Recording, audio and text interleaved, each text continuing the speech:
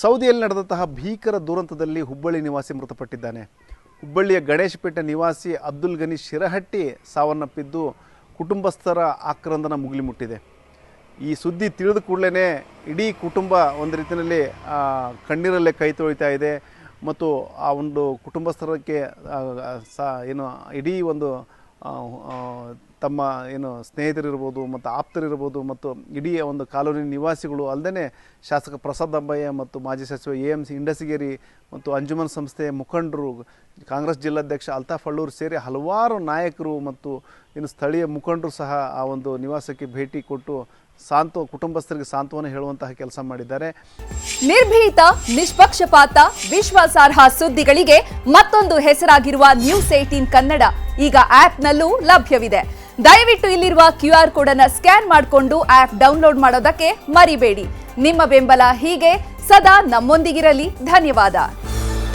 ಇಲ್ಲಿ ಉಮ್ರಾ ಯಾತ್ರೆ ಕೈಗೊಂಡಿದ್ದ ಅಬ್ದುಲ್ ಗನಿ ಆ ಒಂದು ಯಾತ್ರೆ ಸಂದರ್ಭದಲ್ಲಿ ಆತ ಯಾತ್ರೆ ಕೈಗೊಂಡಿದ್ದ ಆತ ಸೇರಿ ಒಟ್ಟು ಭಾರತೀಯರೇನು ಯಾವ ಬಸ್ನಲ್ಲಿ ಪ್ರಯಾಣ ಮಾಡ್ತಿದ್ರು ಆ ಬಸ್ಸಿಗೆ ಇಂಧನ ತುಂಬಿದಂತಹ ಟ್ಯಾಂಕರ್ ಡಿಕ್ಕಿ ಹೊಡೆದ ಪರಿಣಾಮ ಅಗ್ನಿ ದುರಂತ ಸಂಭವಿಸಿತ್ತು. ಅಲ್ಲಿ 40ಕ್ಕೂ ಹೆಚ್ಚು ಪ್ರಯಾಣಿಕರು ಯಾತ್ರಾರ್ಥಿಗಳು ಸಾವನ್ನಪ್ಪಿದ್ರು. ಅದರಲ್ಲಿ ಅಬ್ದುಲ್ ಗನಿ ಸಹ ಒಬ್ಬರಾಗಿದ್ದರು. ಅಬ್ದುಲ್ ಗನಿ ಹಲವು ವರ್ಷಗಳಿಂದ ಇಲ್ಲಿ ಸೌದಿನಲ್ಲಿನೇ ಚಾಲಕನಾಗಿ ಕೆಲಸ ಮಾಡ್ತಾ ಇದ್ದ ಮತ್ತು 6 ತಿಂಗಳ ಹಿಂದೆ ಹುಬ್ಬಳ್ಳಿಗೆ ಬಂದಿದ್ದ ಮತ್ತು ಕುಟುಂಬಸ್ಥರಿಗೆ ಬಂದು ವಾಪಸ್ ಹೋಗ್ಬೇಕಾದ್ರೆ ಹೇಳಿದ್ದ, ಈ ಸಂದರ್ಭದಲ್ಲಿ ಏನಾದರೂ ನಾನು ಉಮ್ರಾ ಯಾತ್ರೆ ಕೈಗೊಳ್ಳುವ ಉದ್ದೇಶ ಇದೆ ಅನ್ನೋ ಒಂದು ಮಾತನ್ನು ಹೇಳಿದ್ದ. ಮತ್ತು ಮೆಕ್ಕಾ ಮದೀನಕ್ಕೆ ತೆರಳುವಂತಹ ಸಂದರ್ಭದಲ್ಲಿ ಸಹ ಕುಟುಂಬಸ್ಥರಿಗೆ ಫೋನ್ ಮಾಡಿ ನಾನು ಈ ರೀತಿ ಉಮ್ರಾ ಯಾತ್ರೆ ಕೈಗೊಳ್ತಾ ಇದ್ದೀನಿ ಅನ್ನೋ ಒಂದು ಮಾತನ್ನು ಹೇಳಿದ್ದ. ಅಲ್ಲದೆ ಮೆಕ್ಕಾದಲ್ಲಿ ಅಲ್ಲಿ ಪ್ರದಕ್ಷಿಣೆ ಹಾಕುವಂಥ ಸಂದರ್ಭದಲ್ಲಿ ವಿಡಿಯೋ ಮಾಡಿ ಅದನ್ನು ಕುಟುಂಬಸ್ಥರಿಗೂ ಸಹ ಕಳುಹಿಸಿಕೊಟ್ಟಿದ್ದ ಮತ್ತು ಆ ಒಂದು ಉಮ್ರಾ ಯಾತ್ರೆ ಭಾಳ ಯಶಸ್ವಿಯಾಗಿ ಪೂರ್ಣಗೊಂಡಿದೆ ಅಂತೇಳಿ ಸಂತಸ ಹಂಚ್ಕೊಂಡಿದ್ದ.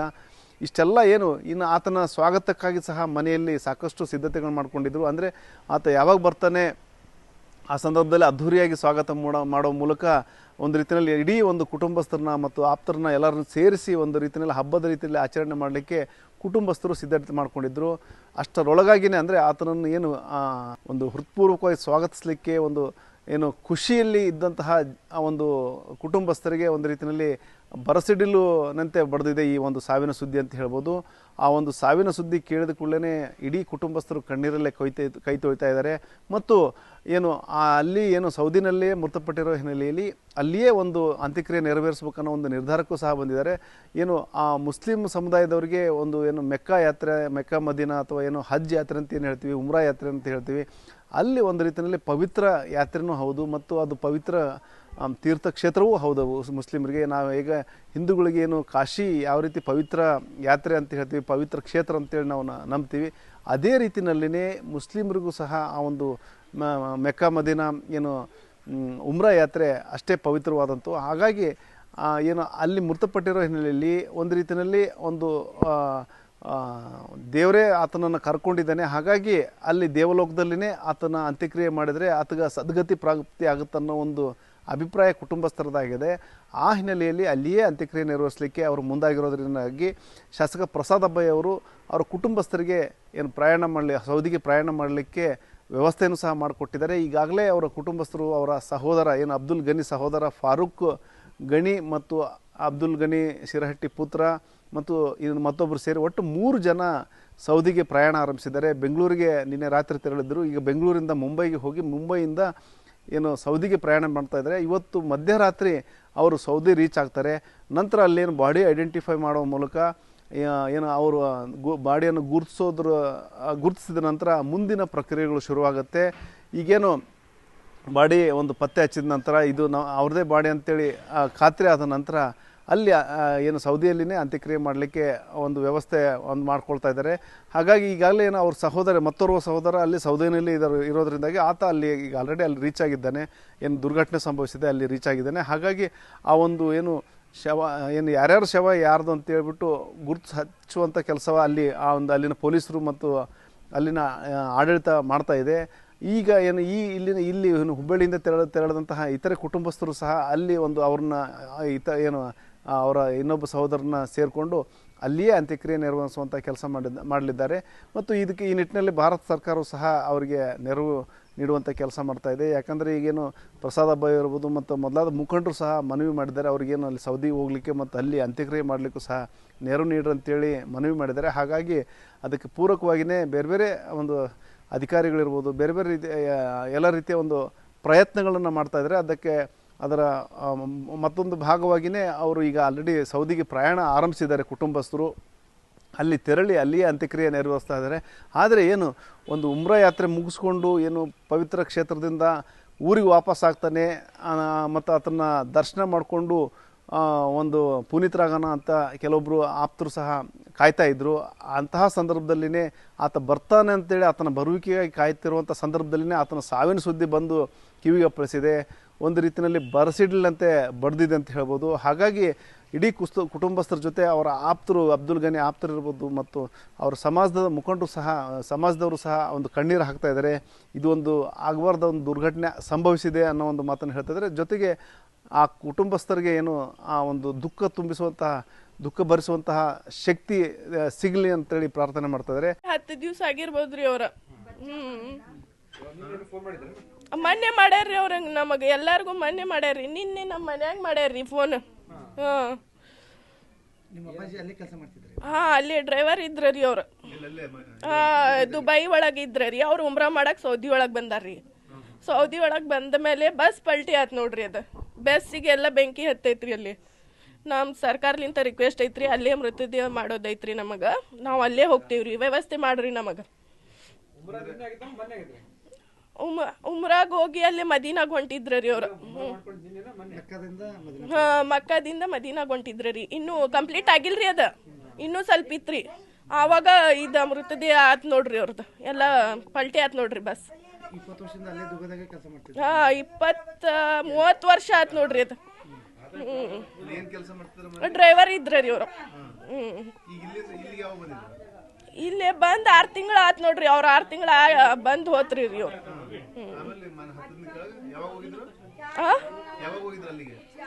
ಎಲ್ಲಿ ರೀ?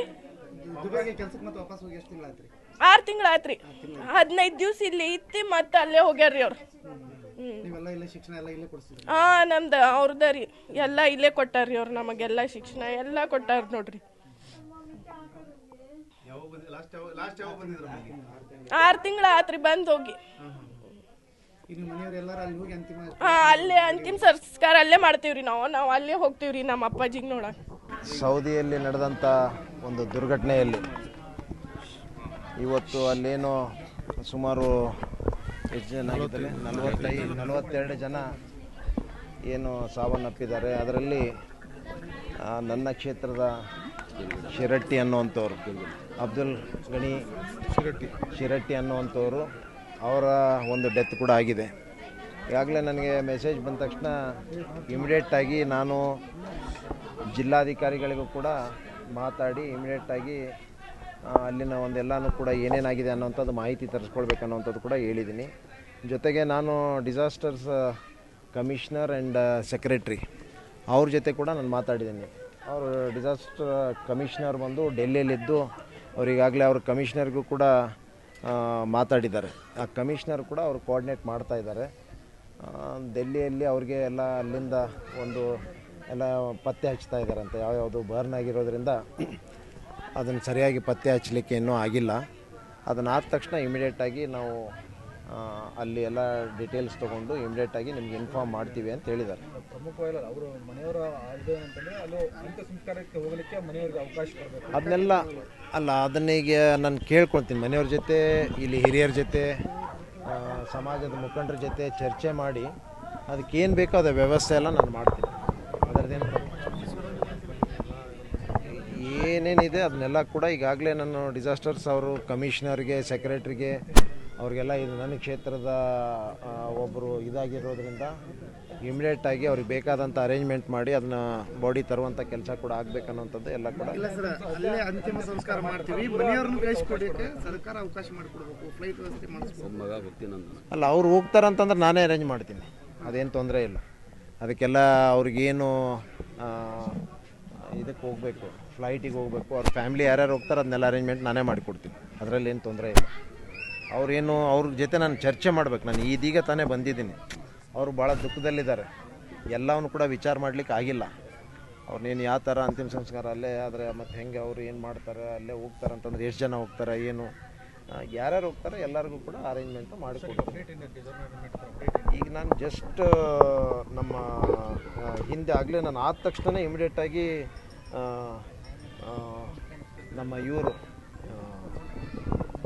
ಮೋನಿಶ್ ಮುದ್ಗಲ್ ಅವ್ರ ಜೊತೆಗೆ ಆಗಲೇ ಮಾತಾಡಿದ್ದೀನಿ. ಅವರು ಡೆಲ್ಲಿಯವರೇ ಇರೋದ್ರಿಂದ ನಾನೆಲ್ಲನೂ ಕಾಂಟ್ಯಾಕ್ಟ್ ತೊಗೊಂಡು ತಮಗೆ ಅಪ್ಡೇಟ್ ಮಾಡ್ತೀನಿ ಸರ್ ಅಂತ ಕೂಡ ಹೇಳಿದರು.